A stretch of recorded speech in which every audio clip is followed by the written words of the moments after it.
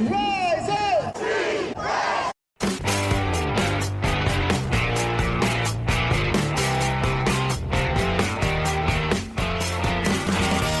This is the Rise Up See Red podcast, all about the Arizona Cardinals and the NFL, featuring insider and outsider perspectives. Enjoy the best hour of Cardinals talk on the web. Now here are your hosts, Jess Root and Seth Cox.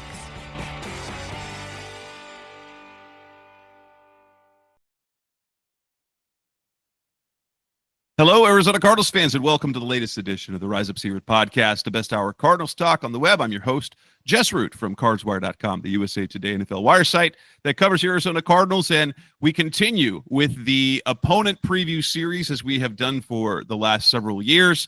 And in Week 9, the Cardinals will be coming off their bye, and they'll go on the road on Monday night to take on the Dallas Cowboys. And as he has a few other times previous to this summer, the Cowboys Wire managing editor, KD Drummond, joins me to talk about the Dallas Cowboys. KD is one of the long-timers here on the NFL Wire, just like me. So glad to have you on, KD, once more. How you been doing? Jess, I am great, my man. How are you? I've been doing great. Can't wait until actual football happens. This is why we do this time of year, because there ain't much else going on. There's not a whole lot going on, unless you're the Dolphins. Apparently, right, exactly. And making all the trades. Shake all trees. They want to shake all trees right now. Yes, just give us your tired, your weary, and just bring them into the Dolphins. And that is an interesting team right now for multiple reasons. But yeah, them going out and doing what they did, getting rid of Minkah, I am pretty shocked at that swap that they did. It's so weird. But hey, more power to them. we're going to talk to you about the Cowboys. Last year, rough year. 7-10. Do we have to talk about my Cowboys? So do we have to? I'm guessing what you're going to tell us is going to be most of the issues that happened to their 7-10 season, because the Cowboys always have high expectations. Yes. And in the NFC East, it's a division where it's highly competitive, and it's always a surprise every year. Yep. They go 7-10, and you can probably point to the defense most of the year as being the problem. What was the good? What was the bad from 2024? The bad started in training camp when they lost defensive end Sam Williams to an ACL injury.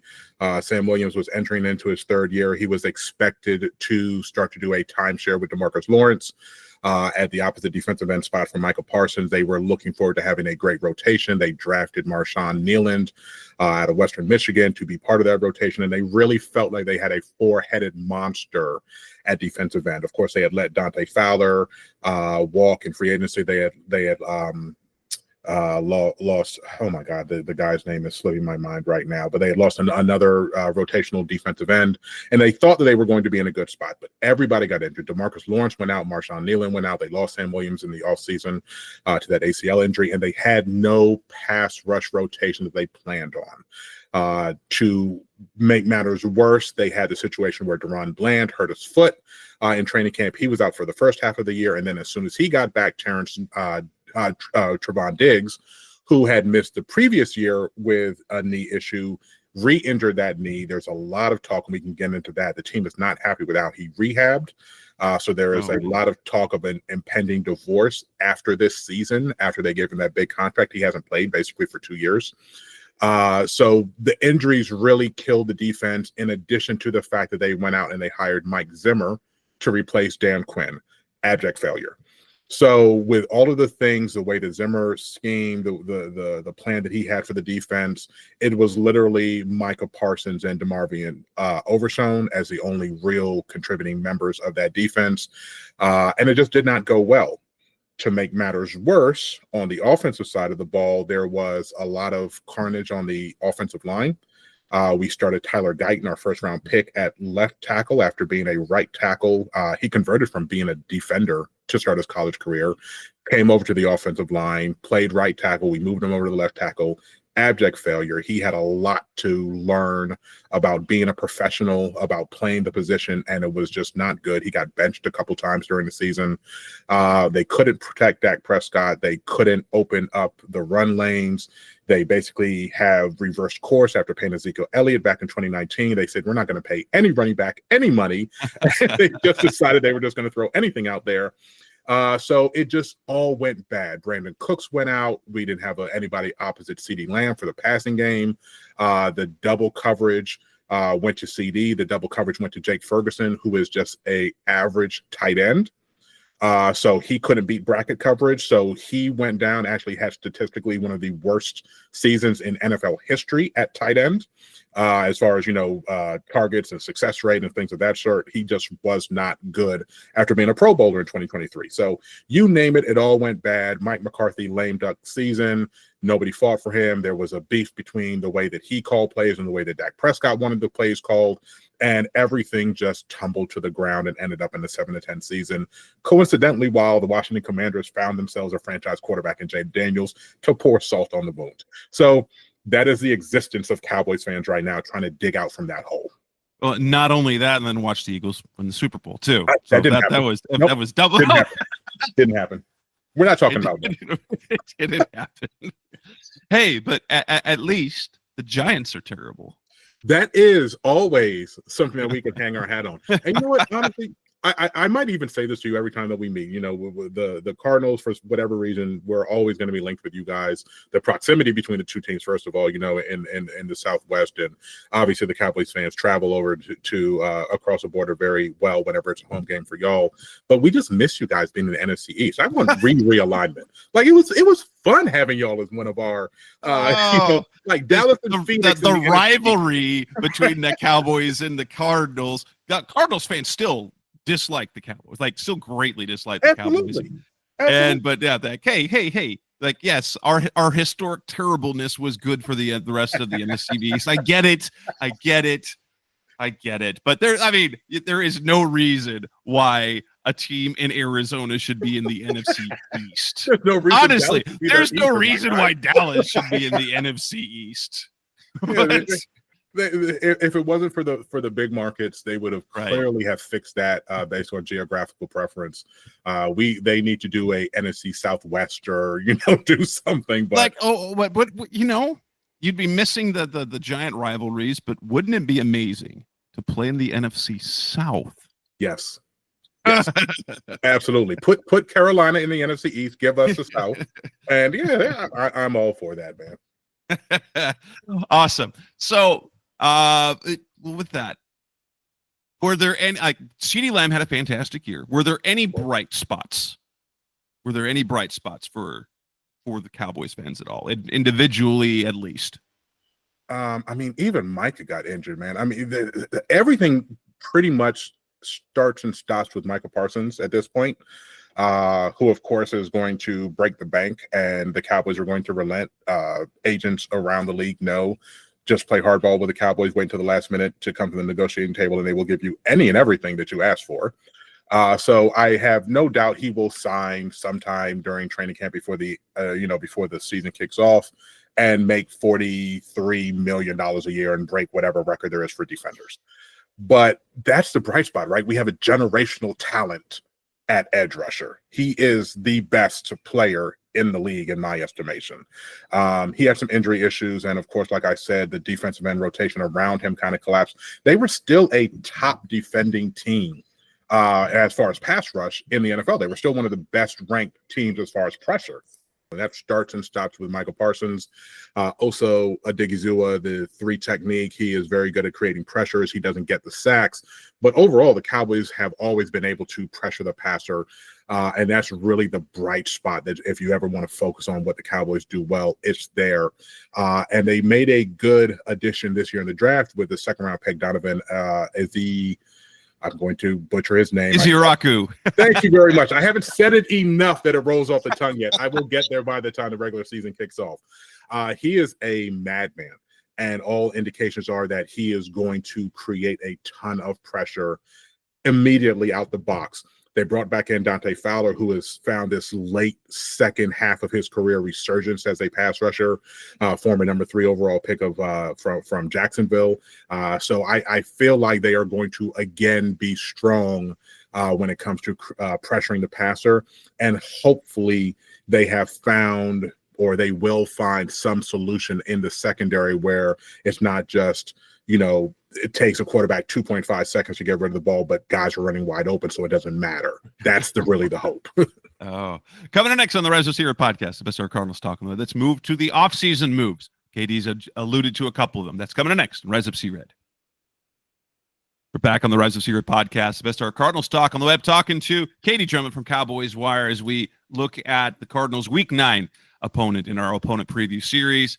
Talking free agency now as we look at that. They lose to Marcus Lawrence, who comes to the NFC West to come to the Seahawks. Outside of that, Brandon Cooks back in New Orleans. Rico Dowdell leaves to the Panthers. Zach Martin retires. Yep. They change head coaches. By the way, let's talk about that. Brian Schottenheimer becoming head coach. What is your take on that? Okay, so there's KD in July take, and there's KD in March take, right? KD in March said, you've got to be kidding me. They're not actually going to bypass all of this top talent on the head coaching market. The coordinators from Detroit, Aaron Glenn is a former Cowboy, so that seemed like a perfect fit. Ben Johnson, obviously, some of the other names that were bandied about, and they landed on Brian Schottenheimer. And it was disappointing to say the least, because it felt like, oh, you just hired the next yes man for Jerry Jones. And in a way, that's still the case. But Brian Schottenheimer might actually have the pulse of this team. It has been very interesting to hear him talk in press conferences. He answers every question. He does not shy away from anything. And it really, truly feels like the players are rallying around Schottenheimer and have confidence in him. And that is a stark contrast. And you don't realize it when you're in the moment. You don't realize they might not really have had Mike McCarthy's back. They might not have gotten along with Mike McCarthy. And when you're hearing the press conferences and you're hearing the differences between how McCarthy spoke and the things he kind of felt fed up with dealing with the Joneses, that hasn't happened with Schottenheimer yet. Air quotes around yet. We don't know what that's going to look like in a couple of years, whether the Jones meddling gets to him and frustrate him. But for now, this is kind of a guy that he's 50-something years old, a lifer in the league, been coaching for 30 years, and he just kind of gets it. And then he went out and assembled a staff that is really intriguing. He brought over Clayton Adams. I don't know if you guys are familiar with Clayton Adams. Yeah, that was an interesting, and it was the one coaching loss from the Cardinals that sort of universally was like, oh man, that sucked. Like, obviously, like Gannon is not gonna, like, he wants his guys to go succeede. Like, right. If you're a head coach, you should want your staff to improve and get promoted. That is good for, because there's your guys. But yeah, losing Clayton Adams, although we know that promotion as offensive coordinator is going to look more like when Bruce Arians was head coach here and Harold Goodwin was the offensive coordinator. He was basically an offensive line coach with an OC title. Yeah, that is definitely the impression. But honestly, that's what's needed in Dallas. And then they augmented Clayton Adams by going out and getting Connor Riley from Kansas State. So they really focused on, hey, the offensive line served us well during the years of Zach Martin, Tyron Smith, Travis Frederick.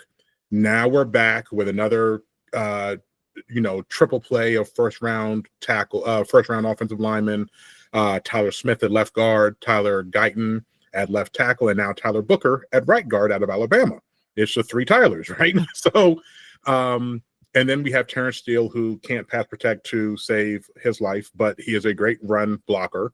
And then you have Cooper Beebe, who is really intriguing out of Kansas State, who converted from guard to center as our man at the pivot. So there are clear demarcations between how they felt the line performed before. I was not a fan of Mike Solari, the offensive line coach of the last couple of years. I did not like that hire to begin with. I screamed from the mountaintop they shouldn't have done it. And it proved to be the case that he just did not have a pulse on this offensive line. So the hope is this new dedication will in turn rejuvenate the running game. We, again, are going very cheap. We didn't draft anybody until Jaden Blue in the 5th round. Also got Phil Maffa out of Clemson in the 7th round, a big bruiser type running back, one cut and go. They signed Javonte Williams. They signed Miles Sanders. So it's like, okay, we do have running backs, but who is going to emerge out of this committee?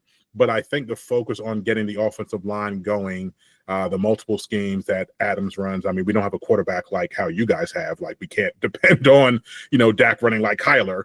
But we do hope that this investment in getting the offensive line fixed will trickle down. And then, of course, we traded for George Pickens. And once that happened, everything about the offseason changed when they acquired George Pickens. And yes, powder keg waiting to explode. We don't know what kind of George Pickens season is going to be, but they didn't give him a new contract, so he's going to be playing for a contract, which you would assume for a guy like him is important, and is going to mean that you're going to get his best opposite of CeeDee Lamb. It pushes the other wide receivers down. Jalen Tolbert is now going to be wide receiver 3, which he had 7 touchdowns last year. He seems to be really good for that mold. It means Jake Ferguson doesn't get double teamed anymore. So he was kind of the perfect block, when you're building in Tetris and you had that one alley down the right side and you're waiting for that 4 stack to come down. That's kind of like how George Pickens appears to us at this moment. So we think he unlocks everything about this offense, and it should drastically change what it looked like from 2024.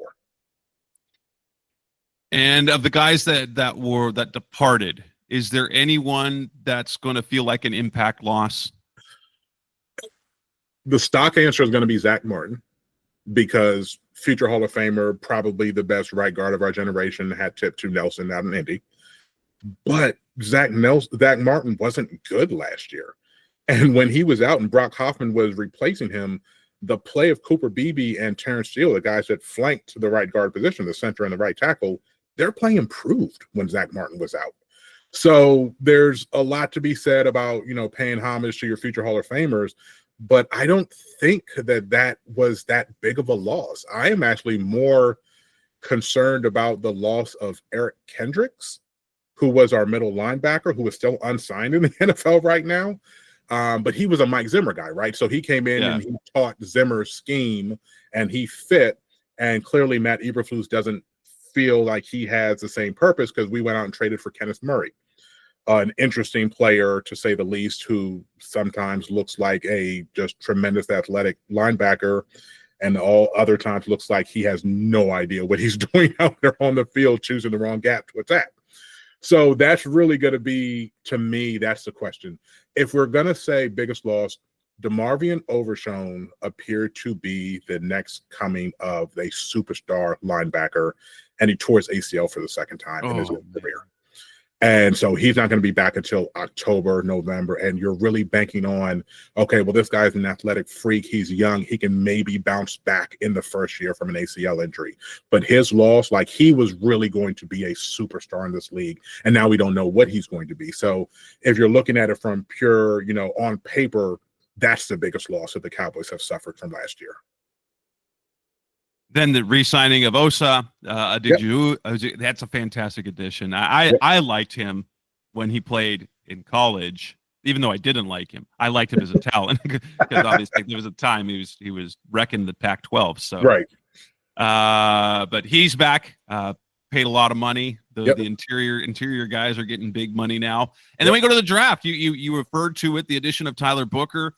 I guess that shouldn't have, in all the mock drafts that we're talking running back, I guess this shouldn't have been a surprise where they lose a Hall of Fame guard and they're just going to go, okay, let's take the best guard in this draft and plug him right back in.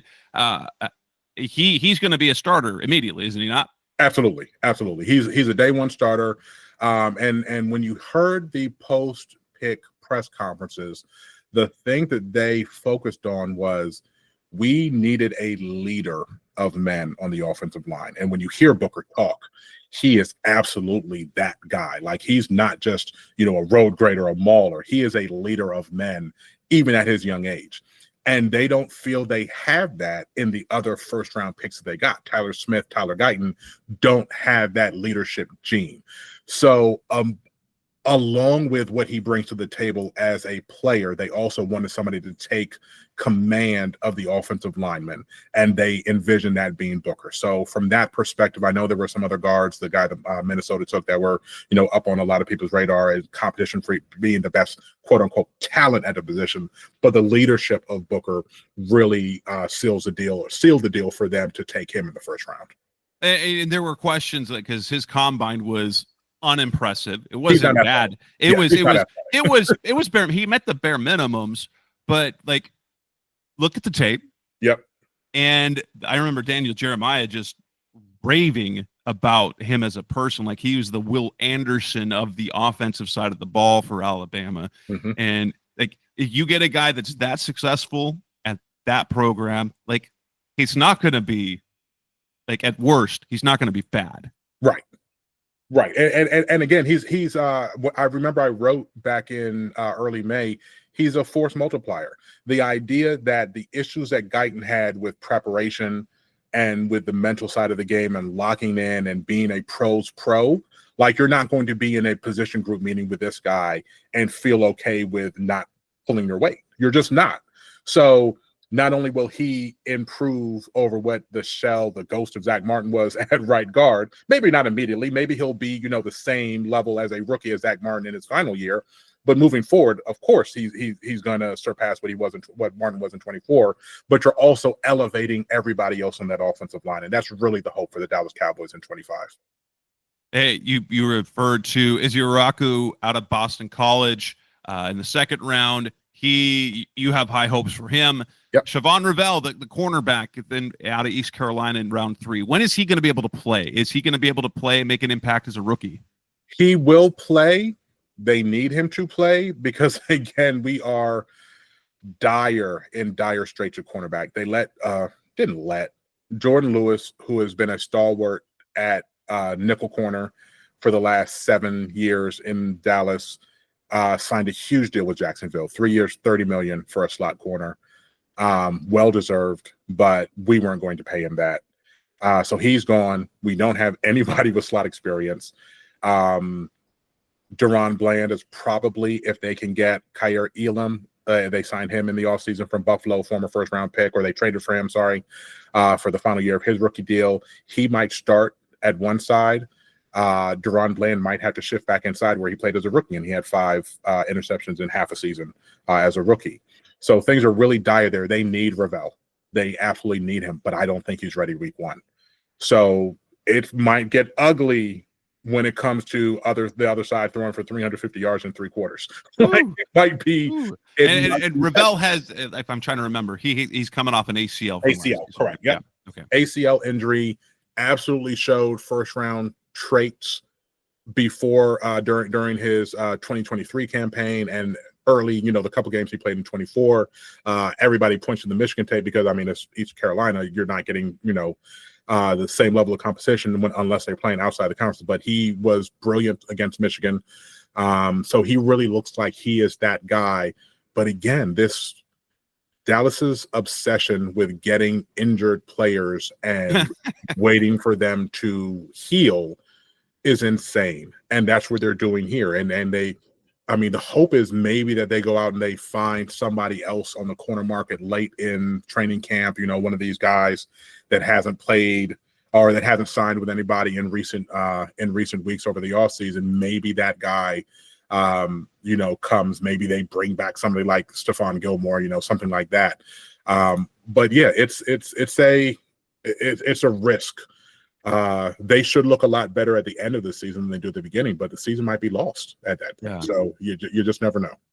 The day 3 guys: Texas running back Jaden Blue, Florida linebacker Shamar James, Johnny Cornelius, tackle out of Oregon, defensive tackle Jay Toy out of UCLA, Clemson running back Phil Maffa, and then Maryland defensive tackle Tommy Akinbisote. Yep. Any of those going to make any sort of impact in year 1? Blue and Toya. Those are the guys. They have, if you guys remember, we drafted Mozzie Smith in the first round a couple years ago as the mammoth, freak, athletic, big run stuffing guy who can't stuff the run and can't get off the ball. Like, the kind of the two things that you really need to be able to do at that position. You need to be able to get off the ball at the snap, and you need to be able to play the run, and he can't do either. So he is in the prove it third year. The Cowboys did not make an investment at defensive tackle. They tend to wait to see, who are the leftovers at the position of free agency during training camp. They'll probably do the same. But Toya has a very big shot at being a year one impact guy, even coming out of the draft slot that he did, because they just simply don't have anybody else that can do the job. But Blue is really the electric potential game changer running back. It was a ridiculously deep year at running back. He slipped to the 5th round. He's at least a late 3rd, 4th round talent. So we hope that they just found their guy. He's not going to start, but he is going to play a lot. They're going to use him in the pass game a lot. They are also hopefully finally going to utilize Kevontae Turpin on offense, the Pro Bowl returner who was electric. They signed him out of the UFL a couple years ago. He is hopefully going to get there's been conversations and sightings of him doing a lot out of the backfield this year in the mini camps and OTAs and mini camp. Hopefully that translates into the regular season and not just, oh, well, this was nice to try when nobody cares. He is electric with the ball in his hand. So the idea is that you put Turpin and Blue out there along with Lamb and Pickens and Ferguson, and you have one of the bigger groups of playmakers in the NFL. And if the offensive line can protect long enough, if Dak can stay healthy, which has become a really big elephant in the room conversation, 3 of the last 5 years, he's lost significant time, then there's a chance that this offense can return to the heights of, just a few years ago, they were number 1 in points and, yardage, they were up there. Like this used to be a really good offense. And so the hope is that they are starting to reassemble that and they can be more competitive in 25. Coming up next on the Rise Up Series podcast, Mr. Cardinals Talk Lip. Let's look at the 2025 season. What is expected from Dallas this year? That's coming up next on Rise Up Series. We're back on the Rise Up Series podcast, Mr. Cardinals Talk on the web. Now we move to what's coming up during the season. With the schedulers did not do the Cowboys any favors by putting 4 of their first 6 games on the road, and they start off on the road, the season opener on the road against Philadelphia. They do play the Giants, Bears, Jets, and Panthers in their first 6 games. So it's a mixed bag. While you got 4 road games, you do have the potential to win some games against teams that, Giants. The Giants, we don't expect much. The Bears, who knows about them, but we're not going to expect them to be good until we actually see it. The Jets are still big question marks. And the Panthers are ascending, but they're in the NFC South. That's a nice, decent, tough, but easy way to start the season. You end the season 2 games on the road. But what are the expectations for this team this year in a division that seems to love to bring, it's always a surprise every year how it ended up playing out? Yep. The beginning of the season is the Cowboys' best hope when it comes to the schedule. The last half of the schedule is jam-packed with playoff contenders. They have it's a weird run. There were so many teams, or a handful Eagles, of teams. Chiefs, Lions, Vikings, Chargers, Commanders. That's right. The Cardinals have a really rough end of this year, and I remember hearing the stat where they go 6 straight weeks against playoff teams from last year. Holy cow! Yeah, the Cowboys have a stretch where they play teams. I think it's 5 straight teams and won at least 13 games. The first schedule ever. I forgot what the stat was. I wrote it back when the schedule came out. But they're literally the first team ever in the history of the NFL to play a consecutive number of 13-plus win teams in a row. So it's deadly. And the beginning of the schedule, again, we talked about it, they're not going to be healthy when it comes to their secondary. People are going to be able to pass all over them. So there is a very fair assessment that says they struggle to begin the year because they can't stop anybody. And then once they're healthy, they're playing a bunch of teams that are on paper better than them. This could easily be a 5-12 season for the Cowboys, just as easily as it could be 11-6. Like, there is a wide range of outcomes for this team. I think overall, the betting market didn't move much when they signed George Pickens. And as I spoke to earlier, that really unlocks the offense for them. all in all, it feels like the betting markets don't have confidence in Brian Schottenheimer being that guy. And that's the elephant in the room, right? Like, sure, it feels good to talk about ping pong tables in the, in the practice room and all the things that they talk about, camaraderie, but he has to be a good coach on game day. Like that's the main part of the job. Preparing during the regular season, during the practice week is one thing, and everybody can be saying kumbaya, and then you get out there and you get your butt kicked in week 1 against Philadelphia, and then all the confidence goes out the window. So there's a lot of results that we could see out of this team. Because I get paid to cover them. And, people would rather be optimistic. There's definitely a market for being negative about your team. But in the offseason, why would you want to be negative? I'm positive. This is going to be an 11-6 team. They're going to return to the playoffs. We're going to have confidence that all of this, everything on paper that they plan to do is going to work out. All the healthy guys are going to be there and healthy all year. All the injured guys are going to come back sooner than expected. And it's going to be dandelions and roses all the way through to the playoffs. I'm glad I'm not the only one that does that. I like to look best case scenario, unless there's a reason why you shouldn't. As for the Cardinals, who take now, they're going to have to beat this streak. Kyler Murray's never lost at AT&T Stadium. There you go. But I knew that was coming. How do Cowboys fans view the Cardinals as an opponent? Is it a game where like that's a sure win, a should win, toss up, or tougher than they expect? Here's what I wrote in my season predictions back when the schedule came out. Week 9, Monday, November 3rd versus Arizona Cardinals, 7:15 p.m. Central Time, ESPN. Finally get to put the Kyler Murray curse to bed, but it won't come easy. Prediction, win 27-24. I mean, the assumption is we're a better team than the Cardinals. We're probably not. We're probably in the same boat. You guys have that tight end who is insane. You obviously have Harrison Jr. You guys have weapons. And Kyler Murray is himself a cheat code. I love that kid. When it would look like they might not sign Dak, I was making plans on how we were going to steal Kyler Murray away from you guys. There was like when they were going through that contract stuff, they're like, oh, he's trying to get himself traded to Dallas. Dude, it would have been like, can you imagine the guy that's never lost at AT&T Stadium? Can you imagine that conversation? Like from the Dallas area, like, Texas high school legend? It would have been so insane. It would have been so insane. But they re-signed Dak, and they gave him more money than anybody will ever see in the NFL for the next 2 years. I'm a Dak fan, but oh my God, his agents played the Joneses with that contract, dude. We're now like over a year away, and nobody's come close to sniffing $60 million a year. Like you play the leverage that you've got. Absolutely. Play the leverage Absolutely. that you've got. They did it to themselves. They did it to themselves. They deserve it. They deserve every bit of it. But yeah, back to the Cardinals.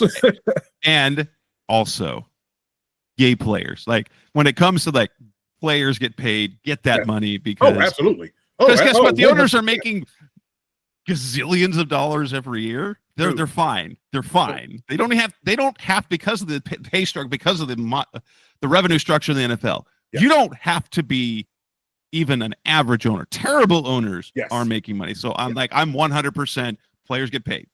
The Cowboys get the money. The Cowboys are the highest value team in all of professional sports. They were valued at like $10.8 billion the last time. That's wild. And that's what the Lakers were just sold for. They were like 9th on the list. So the Cowboys are really valued at around $12 or $13 billion, dude. Like, stop playing with me. Pay these players. Pay everybody. I don't care. Kick the can. I don't care about any of that. Pay your players. But $60 million for Dak Prescott when is above $55 million. Bro, y'all have to do better as a front office than that. So you got guys. Yeah, absolutely. So yeah, I think the Cardinals don't get the respect. Y'all whooped us. I remember we played y'all a couple years ago. I was on my way back from Cancun for my birthday, watching the Cardinals whoop us on the plane. That was, in fairness, that was Andy Dalton. Bro. Wasn't it the Andy Dalton game? No. This is like 2 years ago. Okay. Yeah, 2 years ago in September, a couple years ago. Unless I don't think I'm misremember. I'm pretty sure that was a Cardinals that were whooping. And somebody was while I was on the plane. I might have had a couple margaritas in me, so but I'm pretty sure it was a Cardinals just a couple years ago. But yeah, you guys always play us tough. As you said, your fan base hates us, and I don't blame them. I don't really like to call it a little brother syndrome or whatever, but you guys have reason. That was 100% was that reason. It was 100% because, here before the Cardinals, largely this was a Cowboys, a Dallas Cowboys fan area. Yep. My grandpa, my mom's dad was a Cowboys fan. There you go. Yeah. Boo. But man, thank you so much, KD, for your time. This will wrap up this edition of the show. You can catch KD's work over at the Cowboys Wire. I know Cardinals fans, I don't know why would we read Cowboys content? Because we're going to play the Cowboys. There you go. In Week 9. We're going to play the Cowboys in Week 9. So check out his stuff out over at the Cowboys Wire. He, KD, and a bunch of other talented writers cover that team really, really well over there. KD, thank you so much for your time. This will wrap up this edition of the show. We still have I still have a number of other opponent preview shows to record. So we've got, I think, 14 shows to do in 3 weeks. We'll be back again soon, guys. Thanks for listening as always. Take care. Thanks for listening to the latest edition of the Rise Up, See Red podcast. Listen to previous episodes and subscribe to the show on Apple Podcasts, Stitcher Radio, Audioboom, or many other podcast platforms so shows are delivered directly to your mobile device. Please give the show a 5-star rating and always support the sponsors who support the show. We'll be back soon for the best hour of Cardinals talk on the web. Rise up, Red Sea, be red, see red, and of course, Rise up, see red.